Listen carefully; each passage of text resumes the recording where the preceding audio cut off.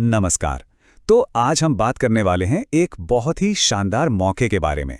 ये मौका है केंद्र सरकार की एक पक्की नौकरी का, जो आईटीआर सचिवालय में निकली है। चलिए, इसकी सारी जानकारी को एक-एक करके समझते हैं। अगर आप भी एक स्टेबल परमानेंट सरकारी नौकरी का सपना देखते हैं तो अगले कुछ मिनट आपके लिए बहुत काम के होने वाले हैं। ये वाकई एक बेहतरीन मौका है, तो इसे ध्यान से समझिएगा। और देखिए, सबसे बड़ी बात क्या है कि ये एक परमानेंट पोस्ट है और इसके लिए कम से कम योग्यता सिर्फ 10वीं पास है। तो चलिए, इस मौके की हर डिटेल को अच्छे से जानते हैं। आज हम इस पूरी भर्ती को 5 आसान हिस्सों में समझेंगे।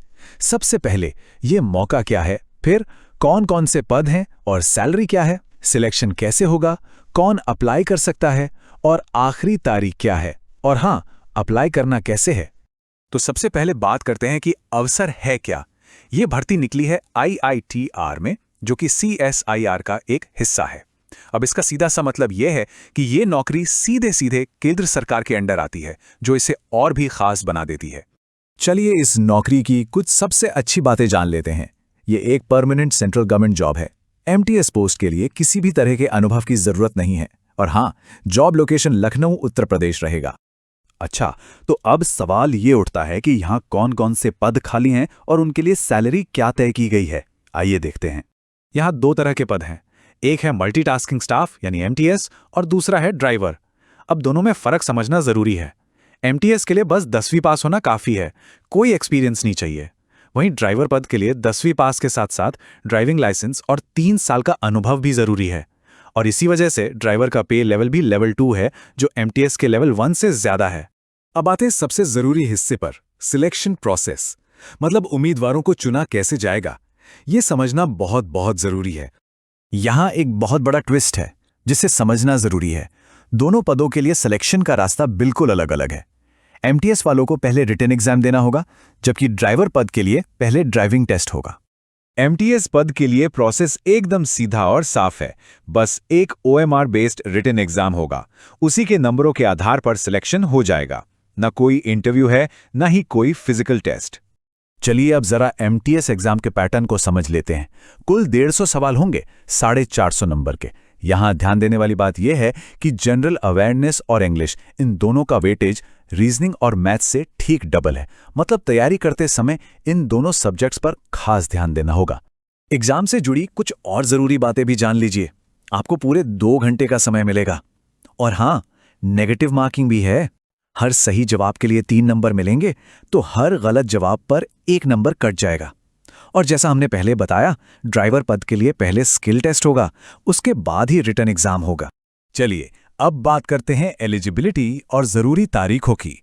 आखिर कौन कौन अप्लाई कर सकता है और कब तक कर सकता है।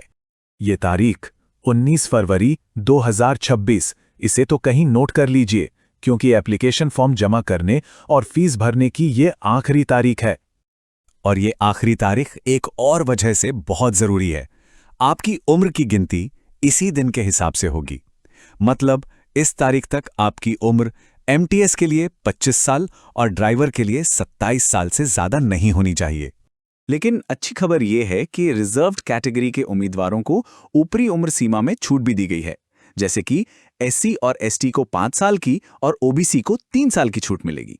अब एक आम सवाल पर आते हैं कि इस फॉर्म को भरने के लिए फीस कितनी लगेगी।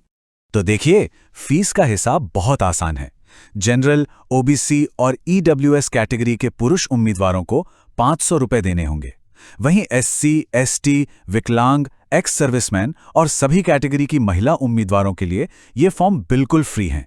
जी हां, कोई फीस नहीं है। तो अब आते हैं आखिरी हिस्से पे कि अप्लाई करना कैसे है। प्रोसेस बहुत आसान है, चलिए स्टेप बाय स्टेप समझते हैं। आवेदन करने का तरीका काफी सिंपल है। आपको बस rozgartime.com वेबसाइट पर जाना है, वहां IITCR सर्च करना है और फिर अप्लाई लिंक पर क्लिक करके अपना पद चुनना है और फॉर्म पूरा भर देना है। हाँ, एक बहुत ही जरूरी बात और, आप भले ही देश के किसी भी हिस्से से अप्लाई करें, लेकिन एग्जाम सेंटर और नौकरी की फाइनल पोस्टिंग दोनों ही लखनऊ में होंगे। तो कुल मिलाकर ये उन लोगों के लिए एक बहुत ही सुनहरा मौका है जो कम से कम योग्यता के साथ एक सुरक्षित और पक्की सरकारी नौकरी चाहते हैं। अब जब सारी जानकारी आपके सामने है तो सोचने वाला सवाल यह है कि क्या यह मौका आपके अपने करियर के लक्ष्यों से मेल खाता है। इस पर सोचिएगा जरूर।